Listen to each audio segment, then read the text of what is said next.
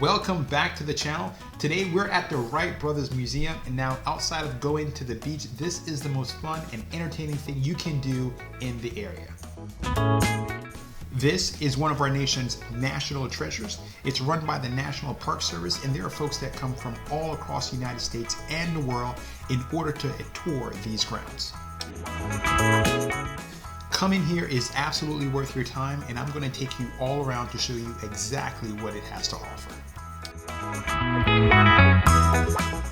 Unfortunately, it is not free to come here.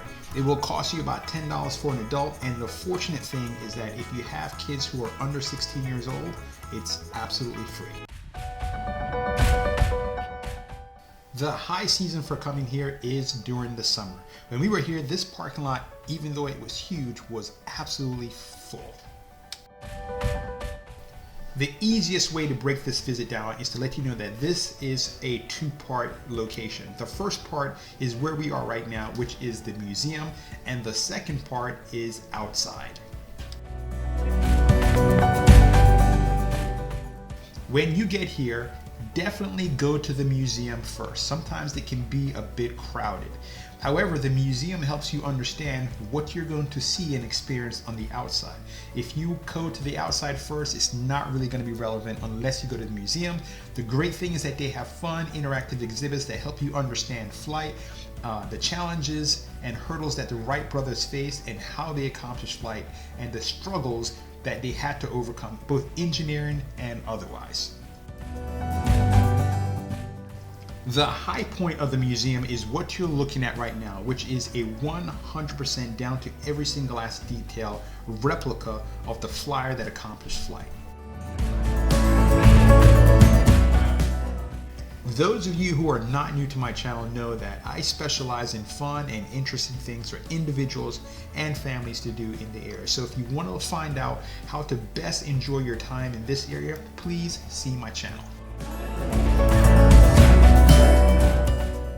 From everything you're about to hear, this is the absolute best advice I can give you. The first thing you want to do once you go to the museum is you want to check in with the National Park Service representative. They're usually right at the very front, and they will tell you what times they're going to give the outdoor tours. You want to plan your visit around the outdoor tours. In a moment, I'm going to take you outside and show you exactly what the outdoor tours look like. They generally generate a lot of activity between members of the public who want to hear what they have to say, but knowing what time the outdoor tour starts will help you really enjoy the experience.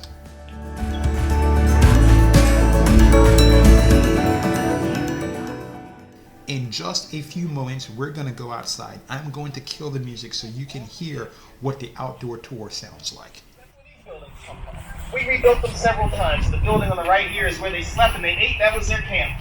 And of course, it was no insulation, so when it was miserable outside, it was miserable inside too. And of course, next to this is a walking tour. What that means is that you're going to be moving around from the museum and you're going to walk throughout the entire site. However, this tour guide brings the entire museum, the information you gathered there, and the site into focus, and it's very entertaining. He answers questions and he goes to the various monuments, and this is the guy inside that you need to schedule the tour with, and he is right in front. And as you can see, he doesn't have a lot to do. All he's there for is to make sure you know when the tours are and to answer any questions, so definitely utilize him.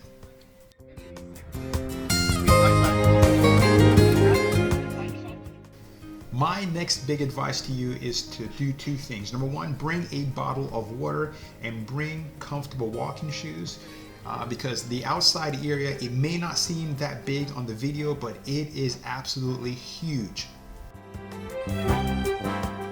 If you cannot be a part of the informational guided tour, don't be alarmed. There are informational podiums that are available that will help you understand what you're looking at. Just a quick reminder that the most important thing you can do to help my channel is to like and subscribe. The Wright brothers labored for 4 years before they accomplished flight. And what you're going to see right now is the primitive living quarters that they lived in while they were on site trying to accomplish flight.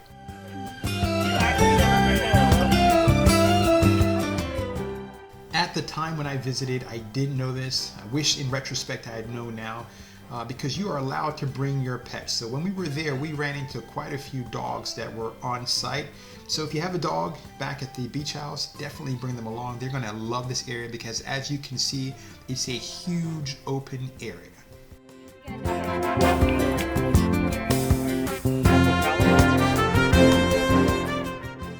Earlier I mentioned that you should bring comfortable walking shoes. Now, if you plan to spend any time at all in this area and climb Kill Devil Hill, you should absolutely be in good shape. It doesn't look that daunting, but it is a chore to get up that hill.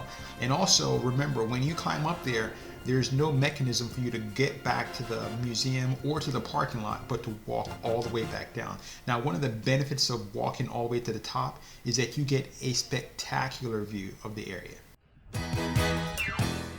Overall, I would say this is an easy must-see. Absolutely, if you have kids and family, it's fun for the entire family. It's going to be worth it.